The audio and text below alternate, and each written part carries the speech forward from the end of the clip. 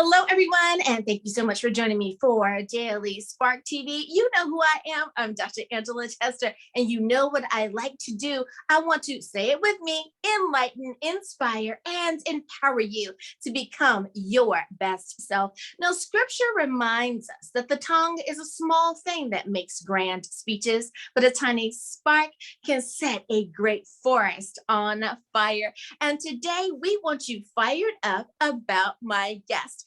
His name is Gribble, and we're talking about his book, Placing Australians on a Fast Elevator to the Future. So you know what I'm going to tell you to do? Go on, get comfy, get cozy, get your coffee or get your tea, because we are about to get started. Hello, Eric. Thank you so much for joining me today on Daily Spark TV. Yeah, thank you very much for having me. Yeah, thank you very much. It's much appreciated. Yeah. Absolutely. I love having my international guest on. I love being able to be one of those people that can bridge our international communities. Now, as is tradition here on the show, we like to give our guests an opportunity to tell us just a little bit about themselves. So, in a few words, who would you say that you are? What makes you you? I've lived most of my life in New Zealand in a multicultural society, and I've had a fair bit of life experience over the years. So I've just formulated, well, I've become myself mainly through experiencing a lot of different things throughout my life. Yeah. Absolutely. Absolutely. And, you know, I find that especially with many of the authors that I interview, that is what makes you, you, the things that you've gone through. It's not necessarily just the one thing, but it is the culmination of many things that have helped mold you into the person that you are. I have to agree with you there. Now, being an author, is that something that you've always wanted to do? Or did you find that life simply presented an opportunity and you were ready to take it? Well, originally I'd never given it a thought, but later in life, I felt that mainly because of my experiences and my involvement with politics, I just felt that I had a message to tell people. And I started putting things down on paper, and it just sort of went from there. So I ended up becoming an author just just as a result of the way things happened.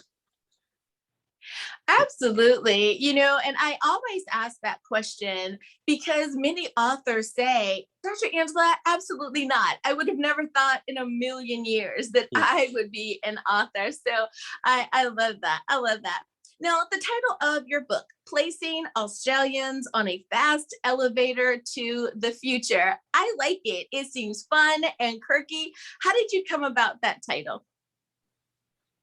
It's even stranger to read how I came about it. I've always been fascinated with, well, basically anything to do with the space program. This sounds strange because it's not really related to the book in that respect, but the title sort of fitted in because the book, it talks a lot about entrepreneurship and innovation, and there is an innovative wave concept that was being talked about at the time with regard to building an elevator to space, which is a long cable made out of carbon nanotubes that go all the way beyond geostationary orbit, so that, and sending elevators up and down it. And that related to the book, and that the book refers to entrepreneurship and improving an economy. So the whole lot meshed in, and I just like the title. It sounds strange. I can definitely understand that. And I think that many of our entrepreneurs out there would agree that sometimes the ebbs and the flows, the ups and downs that come with being an entrepreneur and a solopreneur are definitely out of this world. So I can understand that. I love it. I love it. Now, what is the best way in your eyes to really utilize your book properly? I know many times authors set up a book so that you read it cover to cover, you know, literally page after page.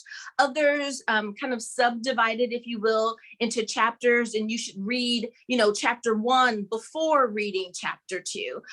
Perhaps you may even have designed it in a way that is more like a devotional, where you read a few pages, put it down, really absorb the information, and then keep going. What do you think is the best way to really to read your book so that you can utilize the information within?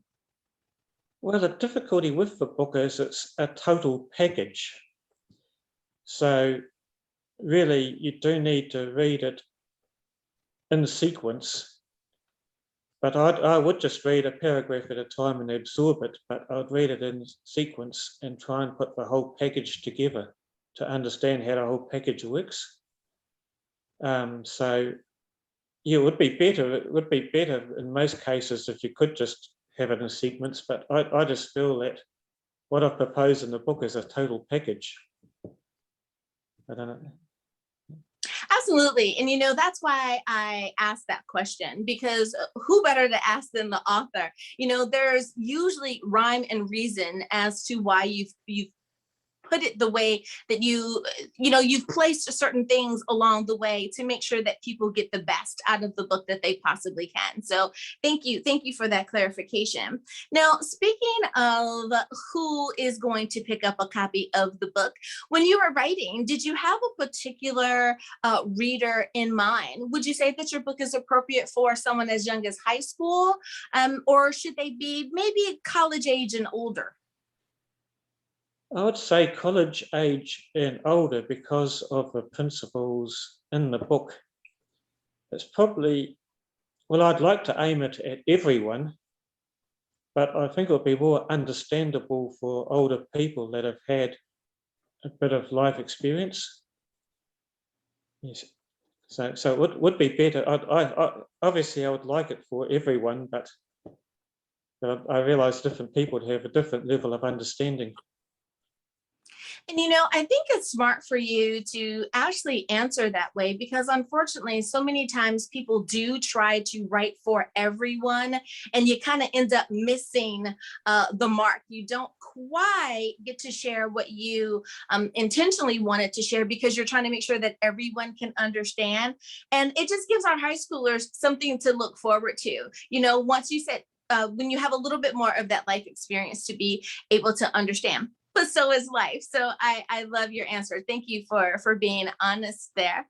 Now, when you were going through the process of actually putting your book together, one of the things that you have to think about is, how am I going to publish this book?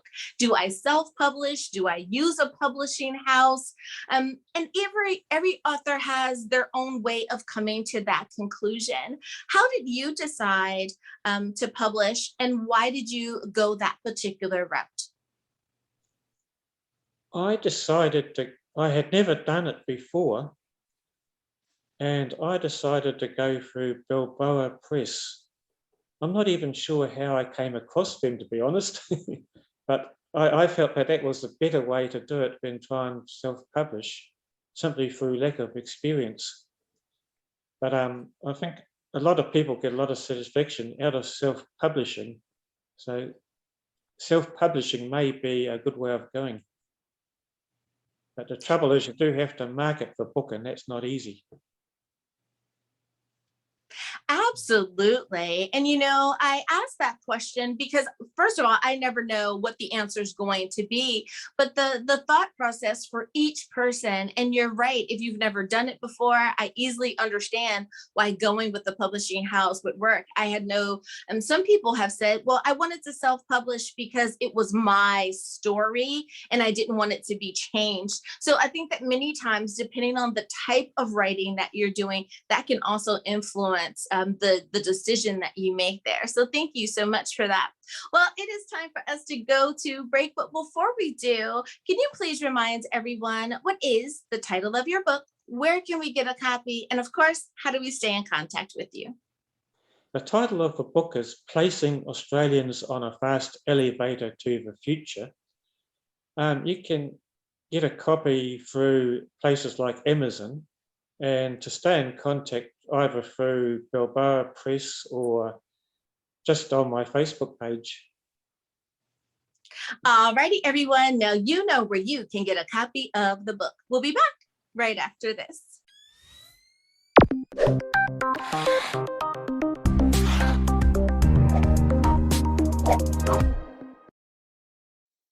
Have the past few weeks or months been challenging? Yes, for all of us. We've been thrown into circumstances which we could never have imagined. Loss of jobs, working from home, general uncertainty, all while dealing with COVID. It's causing us to be a little on edge. If you need someone to talk to, Dr. Angela Chester can help. Visit newlifepastoralcounseling.com to get started. We're in this together. I wear a mask because I wear a mask because it's a tiny sacrifice to protect your freedoms. I wear a mask because I can help stop the spread of COVID-19 in my community. I wear a mask because I care about you, even if I don't know you. I want to keep doctors, nurses, and other essential workers safe. I wear a mask because I can, but my baby can't. I wear a mask because I want to feel safe sending my kids back to school. My kids wear masks to keep their friends safe. I wear a mask because I want you to stay healthy.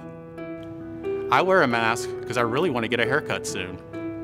I wear a mask because I care about the health and well-being of those around me. I wear a mask because I might not know that I'm sick. Yo uso una máscara para mi familia y la comunidad. I wear a mask because I want to keep others safe. I wear a mask because I want to protect everybody. I wear a mask because too many people who look like me are getting sick and dying from COVID-19. I've grown fond of seeing people smile with their eyes. It's a beautiful experience in these times. Do it for their futures. Even if you don't have to, I hope you choose to.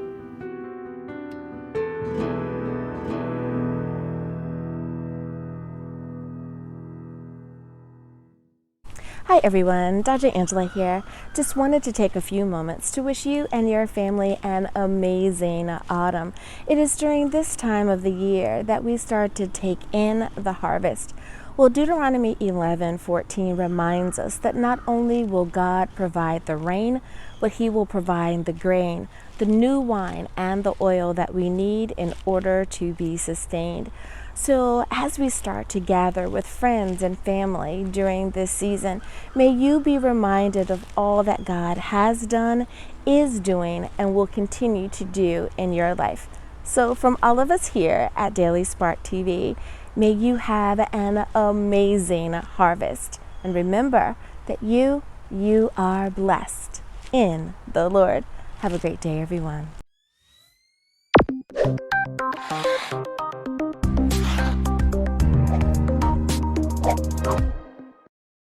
And we are back. Thank you so much for joining me for Daily Spark TV. You guys know who I am. I'm Dr. Angela Chester. My guest today is Eric Gribble, and we're talking about his book, Placing Australians on a Fast Elevator to the Future. So, Eric, my next question for you is about what makes your book different. You know, I have people all the time say, Dr. Angela, you talk to authors all the time, and everyone says that their book is different. Well, how do we know that their book is different? I think, why not go to the source, to the author? So that's the question I have for you. What do you think makes your book a little bit different, or how did you write the book so that it presents in a unique or different way? Well, I believe it is very different because it puts forward innovative ideas which are associated with our traditional institutions in our society, which have not been reformed over a very long period. all the reform has been in sciences where innovation has occurred, rapid technology changes, but our basic institutions, especially the tax system and income tax and that sort of thing, hasn't changed for a very long time, and hasn't really. The fundamental institutions of most nations have not really caught up with the information age, or are not as efficient as they could be. And I think this is one of the things that is holding society back. It also covers a lot of different areas, like it's just like social ideas, and it's just how society is structured. It's a way of changing how things are done. So I think it is different in that respect. No, just in general, and I have to agree with you. I think that we do need to have a very forward thinking view of the world so that we can make the changes that we need to make now so that our future does have the most positive outcome. Have you found that the youth being involved really makes the difference that people hope that it would? Should we get our youth more involved in helping to form our future? Definitely. One of the problems with our society, and I cover this in the book, is traditionally we used to have a family unit, and in Asia this is still the case, where you have young children, middle-aged people, and elderly all living in the same family unit in that same house. And what that means is the younger generation tend to look after the elderly, and the elderly tend to mentor the younger people.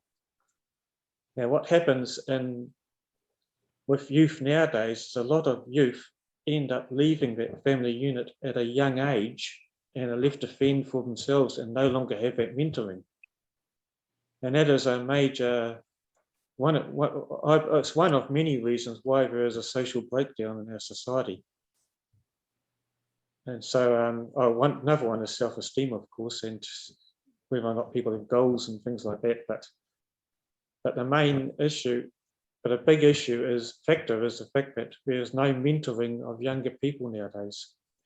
And my book discusses a possible solution to that, and that is having a mentoring system which can be compulsory with regard to welfare, where people receive welfare if they go onto a mentoring program. If they don't, they go onto a basic ticket program. So you've got a basically a carrot and a stick. And what you do is elderly people go onto a voluntary training program so that they can actually go into homes of younger people and mentor them. But you cannot put elderly people into a situation where that is dangerous. So it has to be well thought out. But what I'm trying to do is bring the two groups together again, elderly and young, which isn't happening in our society. A lot of elderly people are sort of left completely out of society, even though they have a lifetime of experience, and that experience is valuable. I could not agree more with you. I think that that really is something that has almost gone by the wayside, especially here in the States. Like you said, it seems like you get to a certain age. I've graduated from college. I'm out of here. Bye. And never to return home again. And many times they don't see their parents as much as they should. Heaven forbid, they really don't see their grandparents. And you're right, there's such a breakdown there. And that both generations, if they could intermingle with each other more, have that mentorship, they could learn from each other. I think those grandparents that hang out with their grandchildren tend to say, they keep me young. They keep me, I feel like, like I'm in the know, I'm in the loop. And those grandkids say, wow, my grandmother gave me great advice. My grandfather gave me great advice. I'm one of those people. Very blessed to have grown up living in the same city as my grandparents. So I was able to spend that time with them and just learning from them. It's still, her advice is still great to today. So you are so right there. Wow. I'm so glad I asked that question of you. Now, there are people out there that want to be an author. You know, folks feel, I have a lot to share. I have a story to share, or I have advice, or I just want to put my bits of wit and wisdom out there and they don't get lost or pushed to the wayside when one passes on. Do you have any suggestions to any of the aspiring authors? Perhaps that bit of information you wish someone would have told you when you were in the process of writing your book? I think to start with, people just need to jot down ideas, but when they think of it, and then what I would suggest is drawing up a flow chart of how you want your book to be, and then just bring your ideas that you've jotted down over time or thought of over time into that flow chart. So you've got some sort of organization, how you want the book organized. So yeah, the big thing is to get bits and pieces down on paper, and that's the first start. And then you can start putting it down all together. But it's, yeah. I could not agree with you more. I think that when we organize our thoughts and ideas, it does create that sense of flow. I remember one author said, you know, try not to edit yourself, but just get it out of your head. That flow chart that you're talking about, just get those ideas down, and then you can organize it once you have it on paper. You can say, oh, wait, that's a little bit out of order. You know, this should be B and not E or F. Let's move this over, and you can really start to develop and see exactly how your book is going to develop. I have to agree with you there. Now, I know that for many of us, we were getting excited. It looks like the world is going to start opening up again, and we are going to be well. But then there are others that are concerned that eventually a cold and flu season is going to come back around and hit the various places of the world, and maybe we're going to have to put a little bit of a delay. That doesn't usually stop artists and authors from being creative. So my next question for you is, do you find that you're still being creative? Are you writing any new books? Are you working on any new projects? Well, I have a lot of ideas going through my head, and I better follow my own advice and start jotting them down, because I do want to write a sequel. So yes, I would like to write a sequel to it. So yeah. Absolutely. That sounds like fun. You know, I love it when authors say, I want to write more. I want to give more. I am one of those people where I still enjoy having a tangible book in hand. Yes, I'm that person that orders books off of Amazon and has them delivered. I like Audible too, don't get me wrong, but I like holding that book and possessing it because it's mine. But I also love gifting books to others. So when there's a really good book and then you hear that there's a sequel, that kind of gets me fired up, I guess, you know, and it's like, yes, there's going to be even more information. So I love it. I love it. Now, my last question for you, and that is a piece of advice. Now, I know that, I'm sorry, next to last question. I know that we've already given advice for that aspiring author out there. I want to flip the coin and ask about that aspiring entrepreneur. Is there any bit of information, words of encouragement that you could give to that person who's an aspiring entrepreneur or solopreneur? Let's see, be an individual and follow what you believe, and don't be, if you truly believe it, don't let peer pressure sway you. Yeah, I think that is. Entrepreneurship is really a mindset. It's this is how I see it. It's because analytical people tend to be more entrepreneurial. It's a bit hard to put your finger on it. People say entrepreneurship is well, and this is people are taught that the necessary prerequisites for entrepreneurship is a good education system and all the rest of it. But it's also the ability to be analytical. Like, I don't want to be critical of accountants and lawyers, but they tend to learn through they tend to learn through parrot fashion learning, memory based, whereas the sciences tend to think analytically, and it's the analytical thinking that has led to rapid technology and entrepreneurship, whereas institutions have stayed the same because of that parrot learning. So that's just how I feel how things have happened. So yeah, as far as entrepreneurship is concerned, it's a quality that involves mindset. That's why some people can. Let's see. For example, people can from overseas where there's never been a social welfare system, like Indo-Chinese people many years ago when they immigrated to America. They started up because there was no social welfare system. They had a different mindset, and they started up small businesses like shoe shine businesses, or I don't know if they did actually, but small furniture businesses and things like that. And they started up small businesses, even though they arrived with absolutely nothing, and they started creating. And that was because they had that sort of different mindset to the average person. So it's a bit hard to put your finger on what actually entrepreneurship actually is.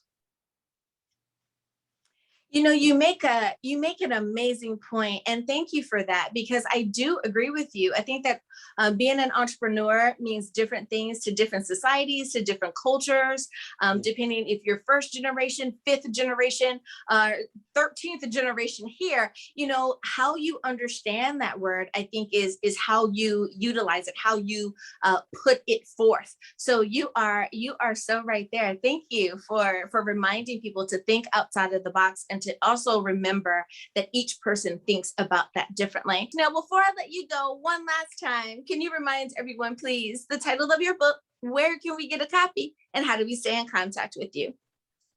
The book is Placing Australians on a Fast Elevator to the Future. The best place is either Balboa or contact me on Facebook. And yeah, and I'm Eric Gribble, obviously. So if you're looking for the author. Yeah.